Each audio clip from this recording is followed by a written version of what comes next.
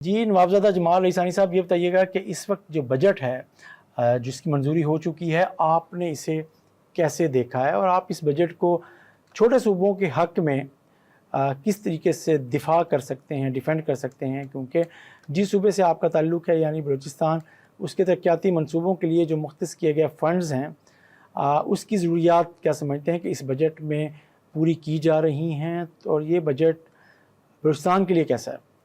देखिए जी, अदाद-ओ-शुमार हमने देखी अरबों और करबों में थी और मैं समझता हूँ कि बलूचिस्तान के लिए जितना भी दिया जाए कम है।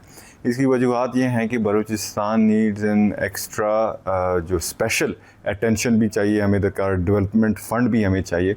और हमारे चेयरमैन साहब ने तो यही कहा है कि बलूचिस्तान के जो इश्यूज़ हैं वो वफाक को सीरियस लेने चाहिए। और ख़ास तौर पर आपने अगर उनकी स्पीच सुना हो तो उन्होंने एजेके पे भी फोकस की, जीबी पे भी फोकस की। जो हमारा अपना जो बलूचिस्तान के रिप्रेजेंटेटिव्स का ख्याल है, हम चाहते हैं कि जो एनएफसी का क्राइटेरिया है अवार्ड देने का, उसको चेंज किया जाए। क्योंकि हमारे पास जो हमारा लैंड मास आप देखें बहुत बड़ा है लेकिन पॉपुलेशन कम है। लेकिन चूँकि एनएफसी का जो क्राइटेरिया है वो पॉपुलेशन बेस्ड है, तो इसीलिए जो फंड्स हमें दी जाती हैं वो कम अर्गज़ इनसफिशेंट ही होती हैं। तो लिहाजा इस पर नज़रसानी की जाए ताकि जो बलूचिस्तान के लिए जो डेवलपमेंटल फ़ंड्स हैं वो कम से कम सफिशेंट हो। दूसरा अल्टरनेटिव ये हो सकता है जो हमने चेयरमैन साहब से भी शेयर की कि बलूचिस्तान को 2008 में आगाज़ हकूक़ बलूचिस्तान एक पैकेज मिला था, तो उस टाइम से लेकर इस टाइम तक कोई ऐसा एक नेशनल पैकेज का तर्ज का कोई हमें अवार्ड ही नहीं हुआ। तो लिहाजा इस पे भी नज़रसानी की जाए क्योंकि बलूचिस्तान के problems they need special solutions और स्पेशल अटेंशन भी है। जी, जमाल रईसानी साहब, जो ईवान का आप हिस्सा हैं और ईवान के अंदर जो कुछ चल रहा होता है उसके भी आप शाहिद भी हैं और ईवान से बाहर की बातें और सरगर्मियाँ भी आपके इल्म में आती रहती हैं। वज़ीर-ए-आज़म शहबाज शरीफ साहब इस अपोजिशन के बेंचेस पर गए, उन्होंने मुसाफ़हा किया, मुज़ाकरात की ऑफ़र भी की। इस हवाले से कहा जा रहा है कि तहरीक इंसाफ ने भी मुस्बत जवाब दिया। क्या वाक़ई आप समझते हैं कि कोई नया मिसाक़ जमहूरियत हो सकता है या होना चाहिए?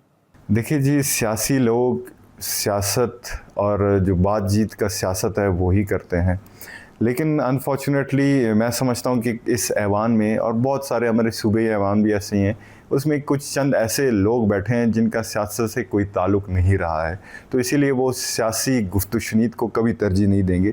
लेकिन वज़ीर-ए-आज़म साहब का मैं इस जेस्चर को मैं अप्रिशिएट करता हूँ कि उन्होंने ये कोशिश की कि अपोजिशन को साथ लेके आगे चले, और यही होना चाहिए क्योंकि ये जमहूरियत है और यही जमहूरियत का हुस्न है कि इख्तलाफ राय ज़रूर हो सकती है लेकिन इख्तलाफ राय को उस हद तक हम रखें जो कि वो इश्तिहाल को जन्म ना दे।